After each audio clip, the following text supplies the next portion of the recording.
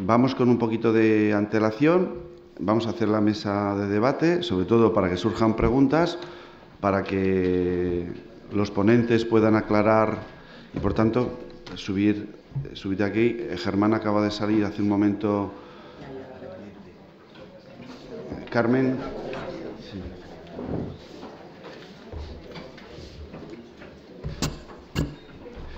Sí. Y Jorge, lo había visto antes, pero ahora no lo veo. ¿Le puedes avisar a Jorge que estaba fuera? Debe estar... No, sí, estás ahí. Sí. No. Sí. Por favor.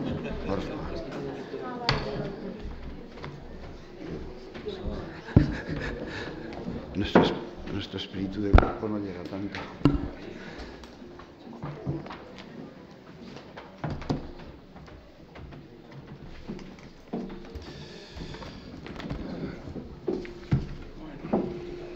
Bien, pues creo que podemos comenzar dando la palabra a quienes la habían solicitado en las intervenciones, en las ponencias precedentes.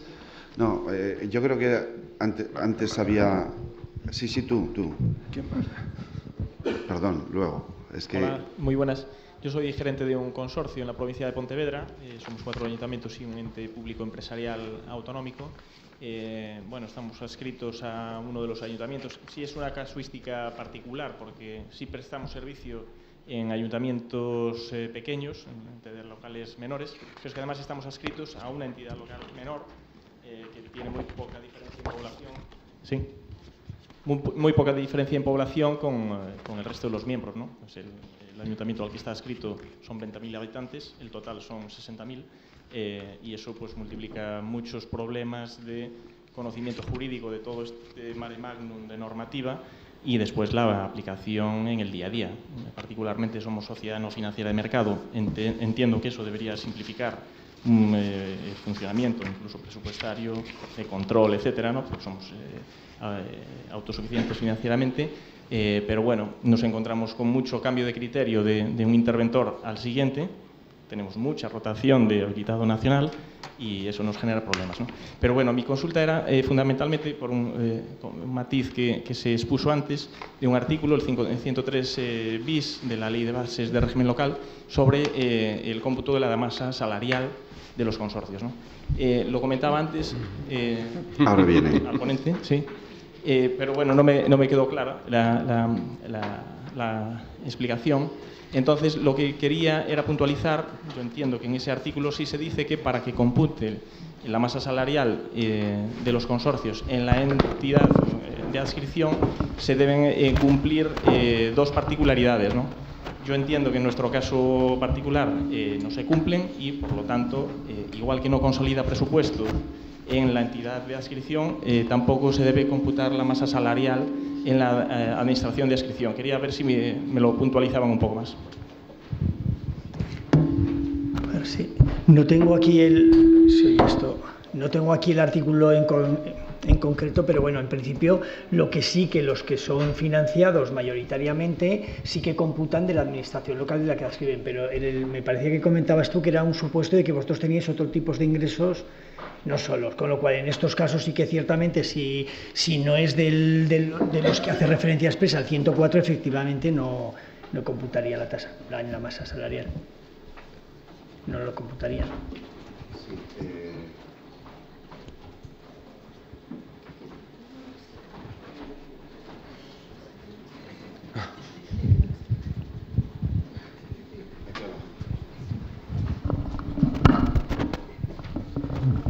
Entrar. Sí, buenos días. Yo soy Magdalena Monreal, soy jefa del servicio de contratación del Gobierno de La Rioja. Yo solamente quiero hacer una pequeña alusión a un tema que no se ha mencionado esta mañana, al hilo de las dos primeras ponencias, ¿no?, del personal y de la contratación. Y bueno, simplemente se trata de llamar un poquito la atención sobre las obligaciones que la nueva ley contratos que tantos quebraderos de cabeza nos está dando, sobre el tema de las mesas de contratación, que nos obliga a una profesionalización y a una independencia en su funcionamiento que realmente complica muchísimo, no solamente a las administraciones más grandes, sino en este caso creo que también, bueno, pues a otras que son más pequeñas o que tienen más dificultades en su funcionamiento, como en este caso pueden ser los consorcios. Solamente eso, solamente hacer esa... Sí, es cierto, no solamente complica a los consorcios, nos complica la vida exactamente a todos, porque el problema de la ley de contratos o el problema de la legislación europea de contratos es que es excesivamente compleja, pero lo peor de todo es que no cumple.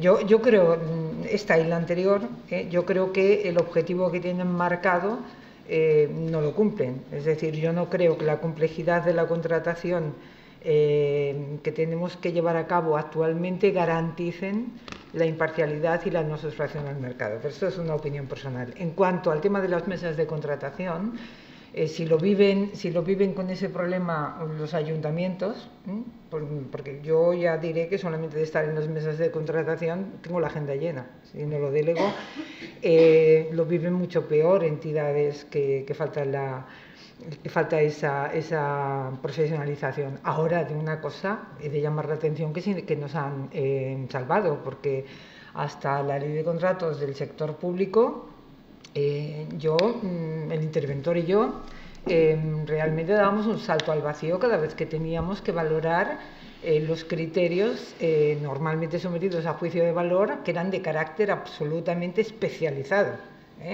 La mejor gestión de las guarderías, porque además podías ayudarte de un informe, pero el informe lo tenías que suscribir. Llamó la atención que con la ley nueva afortunadamente ya no. Es decir, ese informe será de los expertos y nosotros estaremos para otra cosa. Pero si he entendido lo que querías decir, claro que te comprendo perfectamente, porque es un poco drama. Bien, había pendiente de...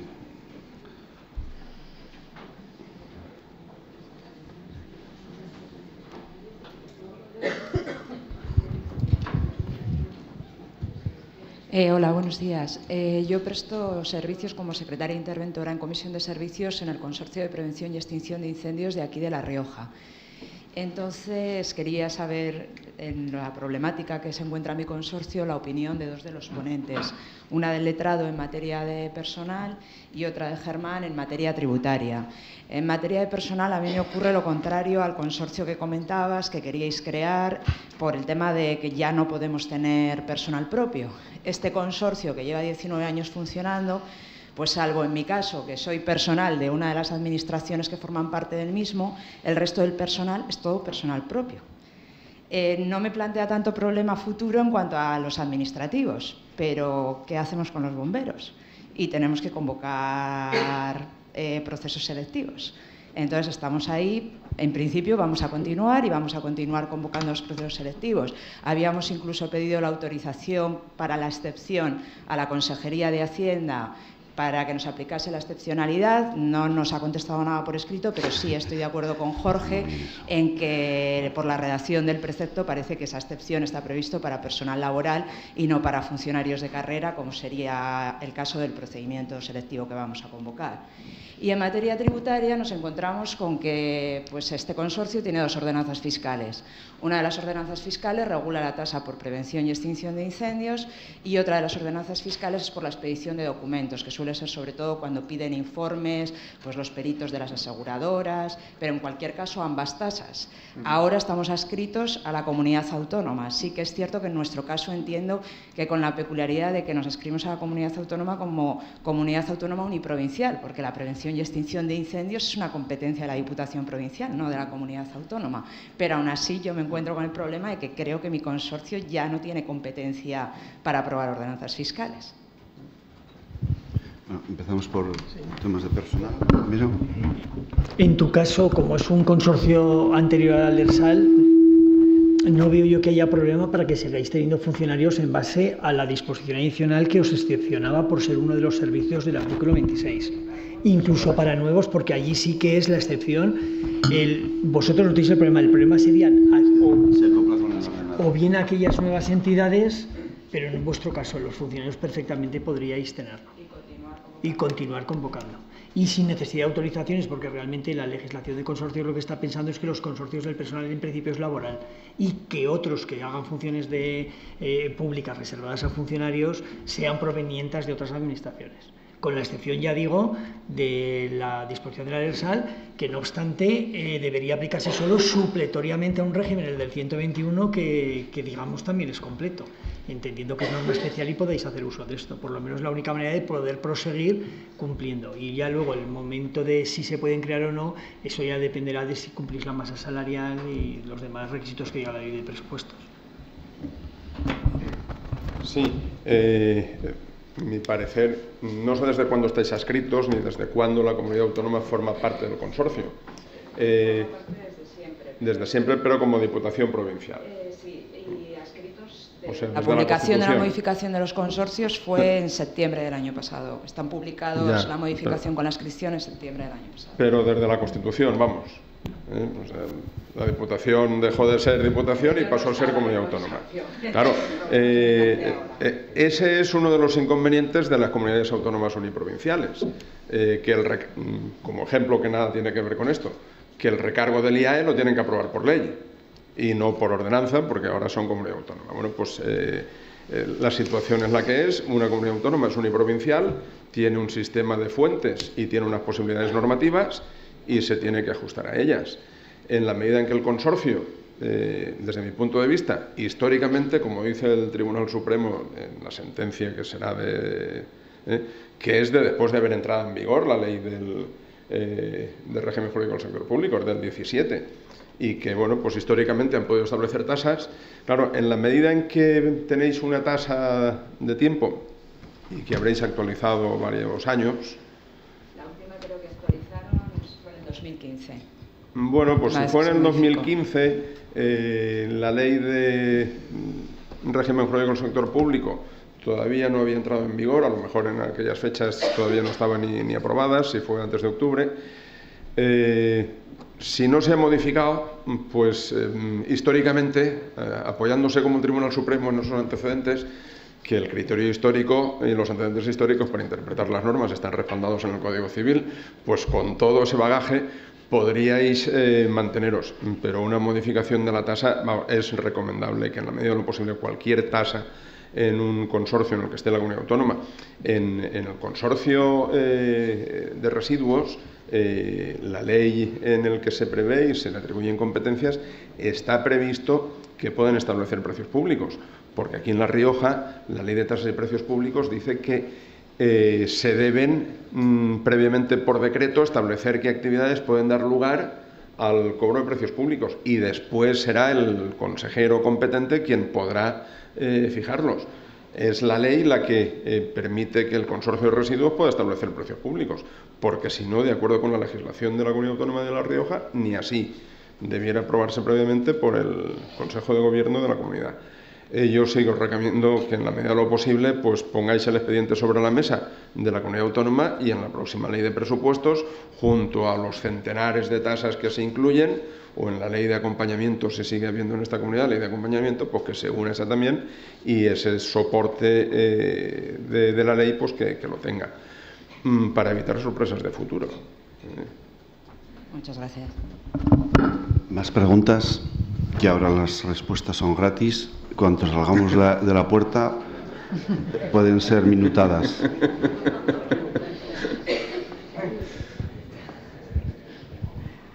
Hola, bueno, me presenté ayer, pero por los que no me conocen, algunos sí, me llamo José Damián y soy secretario del Ayuntamiento. No, que te estés quietito con micrófono. Ah, sí. Bueno, lo dicho, van dos preguntas. Primero, mi más sincera enhorabuena a los ponentes de esta mañana, y lo digo de verdad, no por cumplir. Dicho esto, una pregunta pequeñita para Carmen y una especie de reflexión de vis a vis con Jorge en el tema de personal. Carmen, ¿tú crees que cuando el legislador de la Ley 40/2015 ha establecido un tope en la externalización máxima de aquellos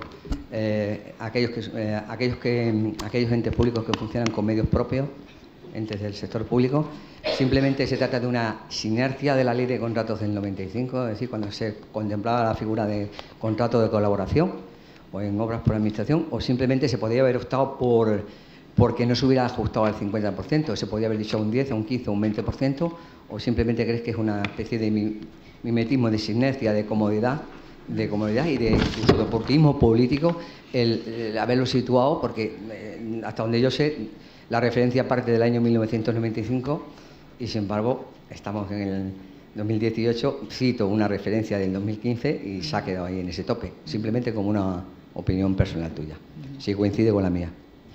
A ver, me consta que en uno de los momentos del anteproyecto, no sé decir cuál, se identificaba esa limitación de la externalización del medio propio al mercado privado, se mimetizaba con el tema de las obras por administración. Es decir, como las obras por administración se elevó del 50 al 60, pues en uno de los momentos del anteproyecto se elevó del 50 al 60.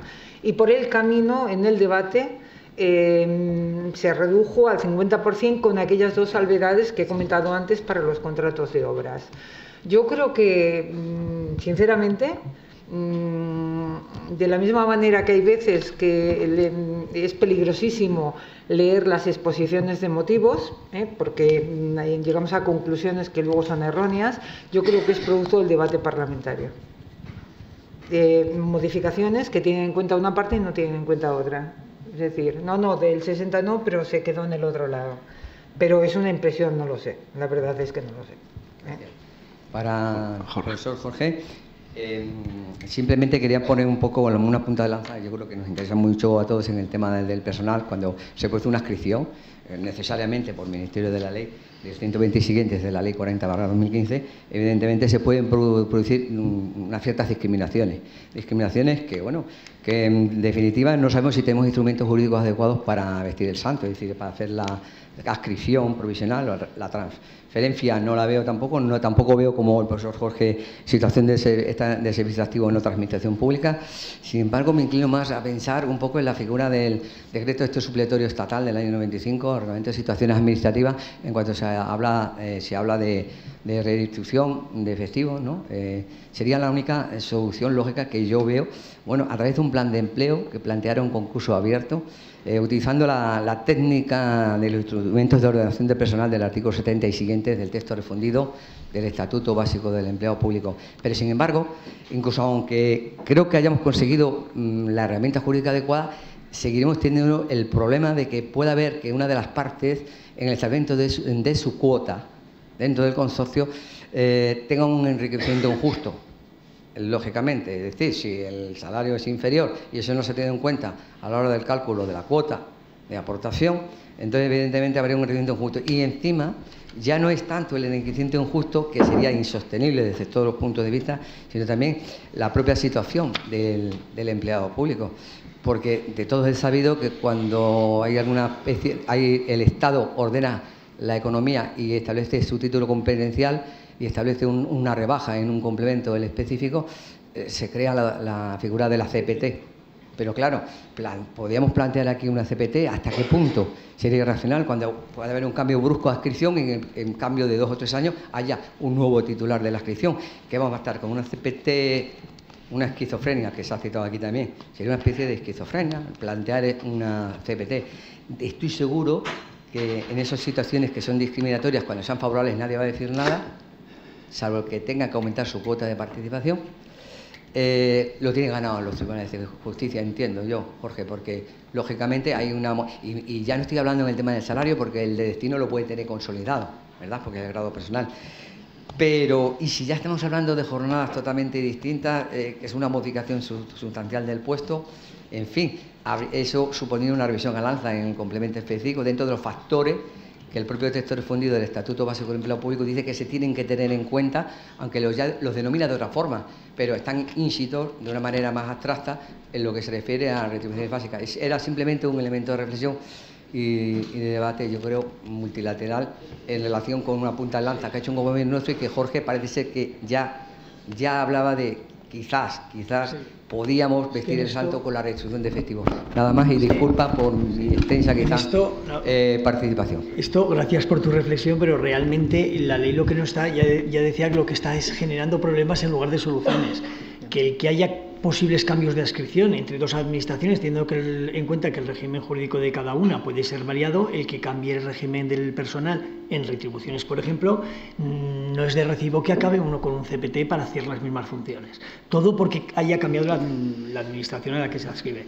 Realmente, lo que tú planteas, la redistribución de efectivos, realmente eso en la LERSAL venía así con la redacción que se dio a la Ley 30, pero ahora dice personal proveniente, no ha dicho la misma figura, y no obstante tampoco parece lógico que si unas administraciones quieran colaborar, lo tienen claro, o van a prestar, pongamos un consorcio de bomberos nuevo entre comarcas como que queríamos plantear en Huesca, que ya tienen los consorcios, tengan que hacer plan de empleo en esto. Es que no queda otra que tengan que marchar y que tengan con unas condiciones que ya se verán.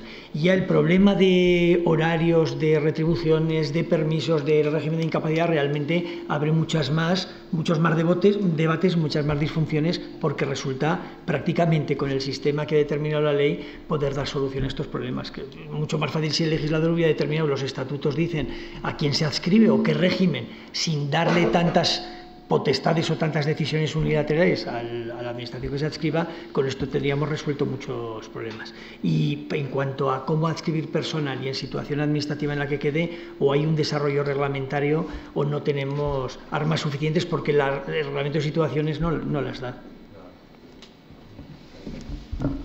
¿Más preguntas?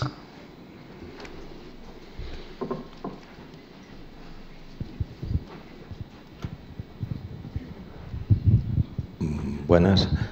Quería hacer dos preguntas a Manuel, el interventor. La disposición adicional tercera del Reglamento de Control Interno establece que la falta de formación de la función interventora, es decir, de secretarios interventores, es decir, mía, deberá ser suplida por cursos que deben de ser programados por la Intervención General del Estado, el IGAE. ¿Para cuándo? ¿O si se han hecho ya o qué pasa ahí? Esa es la primera. Esa es la primera, vale. La segunda, estamos en... Cuando dice si yo no tengo capacidad, me pongo como ejemplo, y resulta que me voy a hacer la auditoría a un externo, pero luego la tengo que suscribir, sigo teniendo la misma dificultad. Voy a tener que suscribir a un externo con el desconocimiento que tengo. Eso no podría haberse hecho lo que se ha hecho en contratación que ha apuntado Carmen. En contratación las pasábamos muy mal, como ella ha dicho. Y el informe, al final lo teníamos que suscribir. Ya no. Si un externo que me hace la auditoría va a cobrar, ¿por qué está exento de responsabilidad? Realmente no es que esté exento, está sujeto a esa relación. Hay una norma técnica que lo regula. Entonces, no hay una idea que, claro, que en ningún caso la intervención puede contratar una auditoría y dejarlo total, o sea, simplemente contratar la auditoría y ya está. Tiene que haber necesariamente una supervisión del interventor. Siempre ha sido así. ¿Es razonable contratar un auditor privado tal cual y ya está? Eso no quiere decir que no haya responsabilidad del auditor privado y toda la responsabilidad sea del auditor público. No, tampoco es así. La norma específica regula ese tipo de relaciones y explica hasta dónde llega la responsabilidad de cada uno. Pero sí que es cierto, en la medida que se apliquen las normas técnicas de la IGAE, que se tiene que firmar. Y en cuanto a la formación, yo no sé hasta qué punto la intervención está dando ya pasos en relación con las entidades locales para dar esa formación. Desde luego tiene ese compromiso, igual que tiene otra serie de papeles ahí. Lo que sí que es cierto, hasta donde yo sé, es que la intervención va a ayudar, pero tampoco va, por ejemplo, no vamos a colaborar directamente los interventores estatales a hacer una auditoría. Eso creo que no se va a hacer, ¿no? Porque a mí en algún caso me han preguntado que si podía la propia IGAE ser la que hiciera la auditoría, no un auditor privado contratado, sino la propia intervención. Creo que por ahí no van las cosas porque tampoco hay demasiados recursos de personal.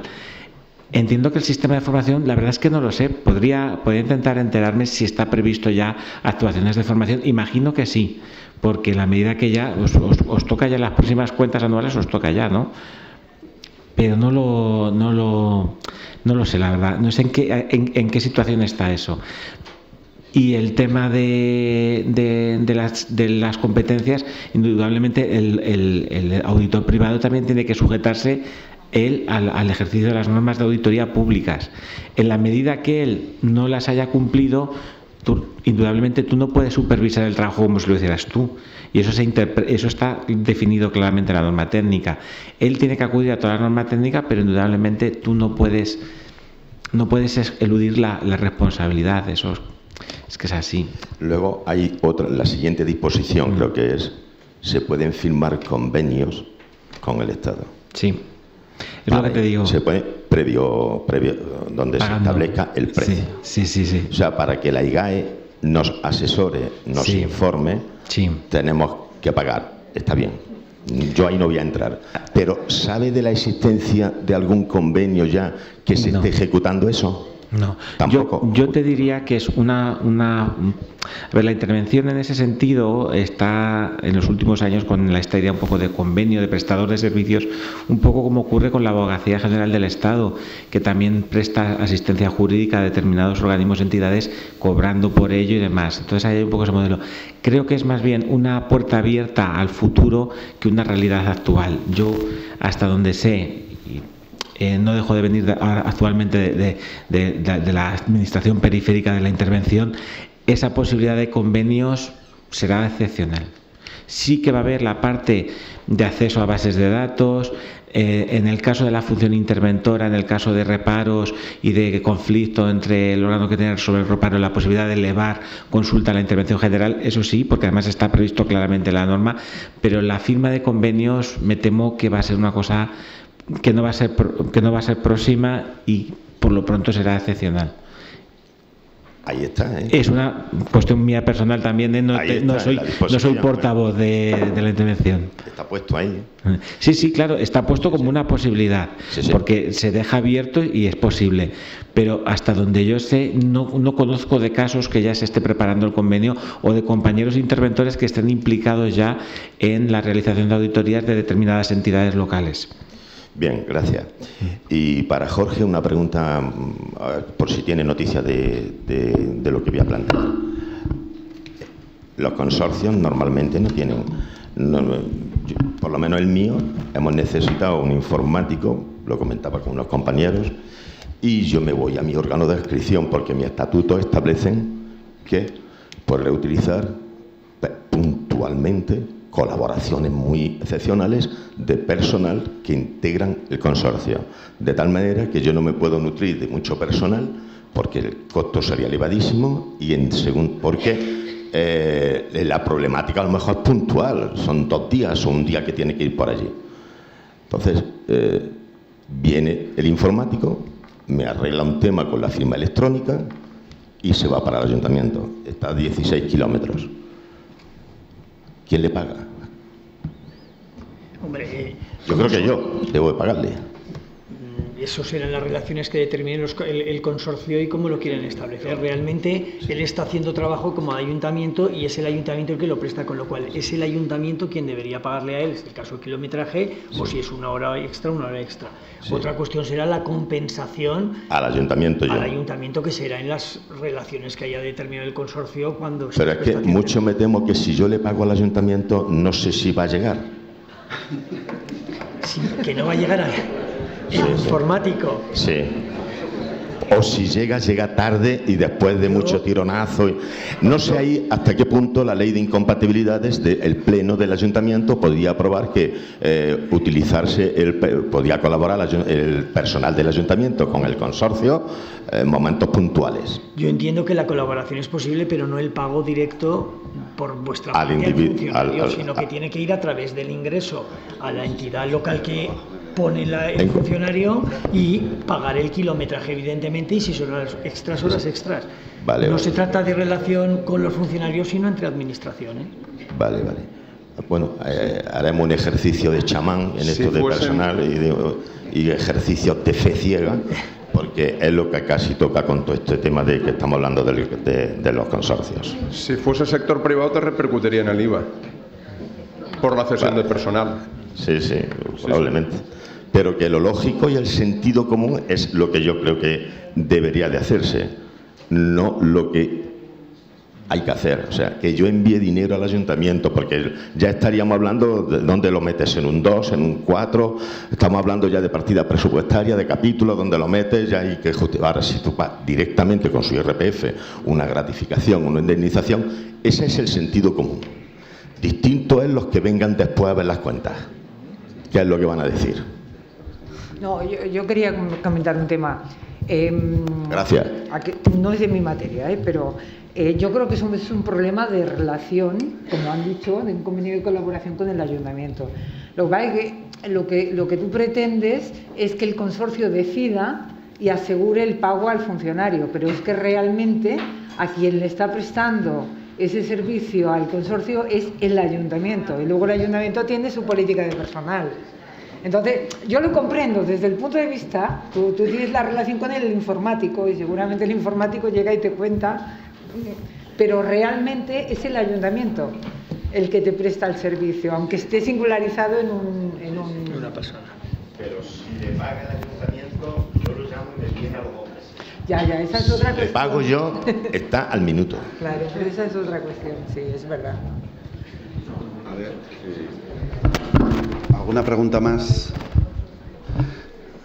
Si no, yo saco un tema.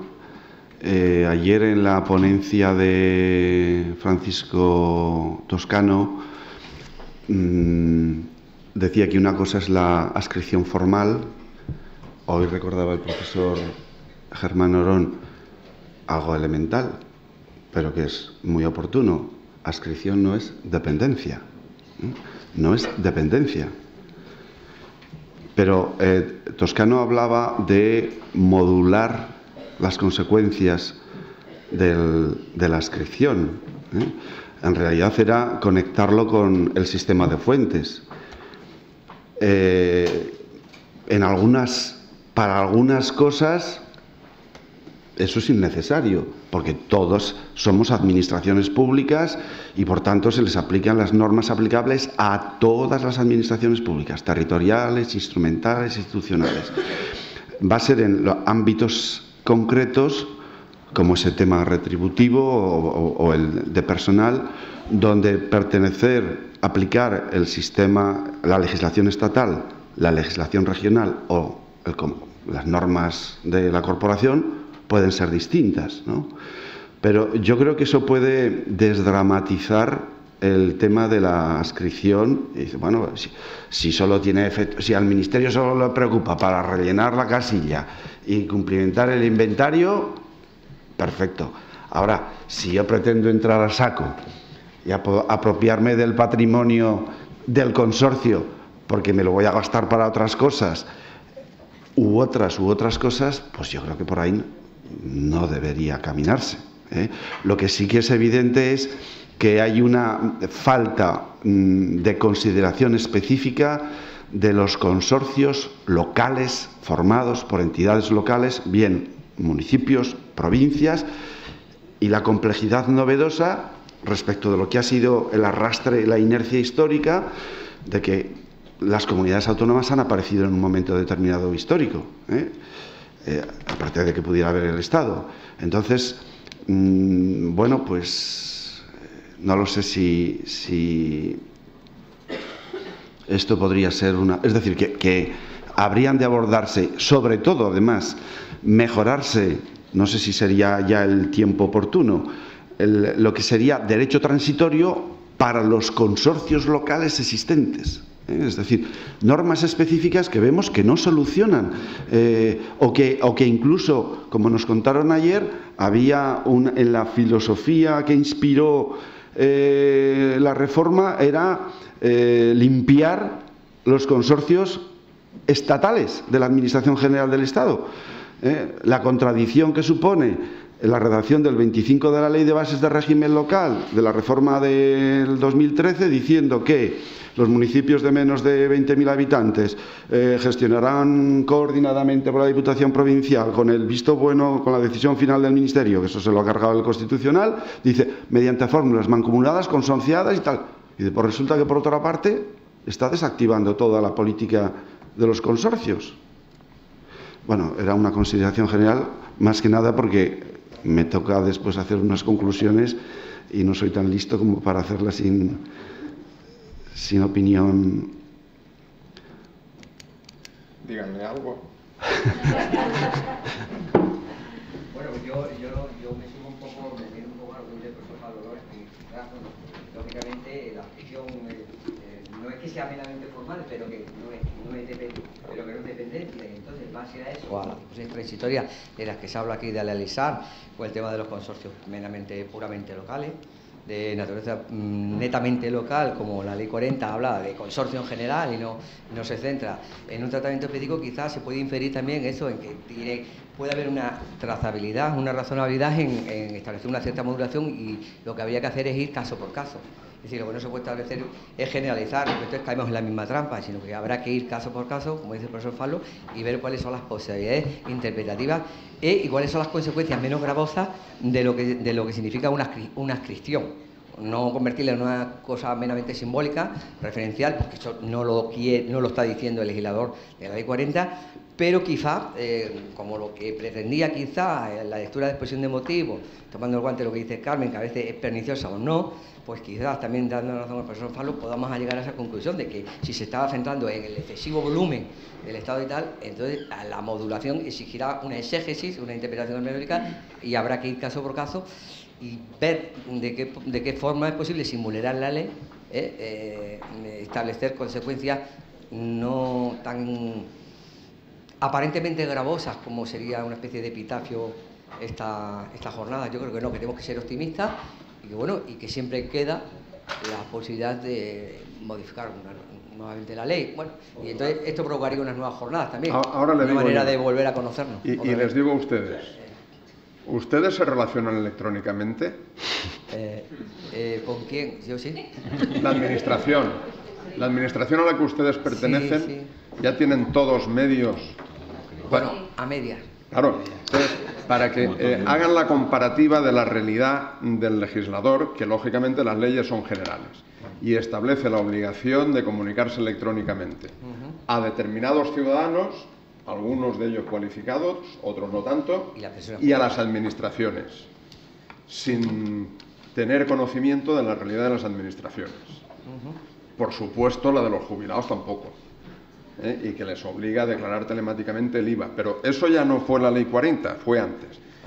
Pero con la Ley 40 también, o sea, es que la realidad que se vislumbra desde determinadas ventanas nada tiene que ver con la realidad que hay bajo de los árboles que tapan la vista desde la ventana. Pensaba que usted, cuando me estaba citando el 16, ¿no?, de la Ley 39/2015, yo pensaba que se refería a la expresión adicional, decimoquinta famosa de la Ley de Contratos, como sabe bien Carmen, que precisamente luego hay tantas letras y tantas letras que excepciona la posibilidad de tramitar electrónicamente un expediente de contratación, con lo cual no deja de ser chocante. Va como si estuviera contradiciendo y devorando la aplicación de los principios generales que informan la Ley 39/2015 de procedimiento administrativo común. Luego, una ley posterior dice exactamente lo contrario a través de esa disposición adicional decimoquinta. Por lo cual, bueno, pues recojo el guante de lo que usted ha dicho. Ya tiene para las conclusiones, Antonio. Bien, ¿alguna intervención más?